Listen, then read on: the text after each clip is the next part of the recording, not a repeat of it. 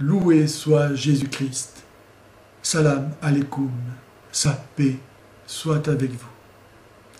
Les recherches historiques font apparaître de plus en plus les origines de l'islam dans le courant juif des judéo-nazaréens, qui était un courant politico-messianiste qui se distinguait par son attachement littéral, scrupuleux à l'observance de la loi et des préceptes religieux, et par le fait même, par une haine de l'apôtre Saint Paul, qui lui prêchait l'avènement de la grâce, par le refus de la divinité de Jésus et par le fait même la foi en la Trinité, par l'affirmation de l'infériorité des femmes, par le refus du vin et par la croyance en un paradis peuplé de vierges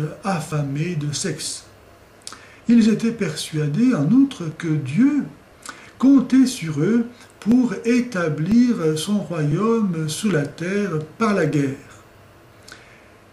Ils voulurent pour cela prendre Jérusalem, qui avait été rasée, ainsi que son temple, par le général Titus en l'an 70, général Titus de l'armée romaine, et ainsi que cela avait été annoncé par Jésus en châtiment de l'incrédulité du peuple juif, n'ayant pas voulu accueillir en Jésus le Messie annoncé. Nous lisons cela dans l'évangile de Saint Luc au chapitre 19 et au verset 41.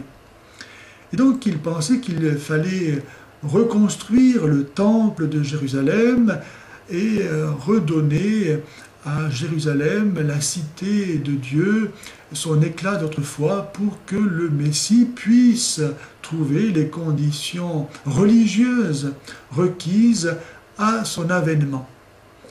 Vers 636, ils pensèrent avoir réussi avec l'aide d'Arabes qu'ils avaient agrégés à leurs troupes.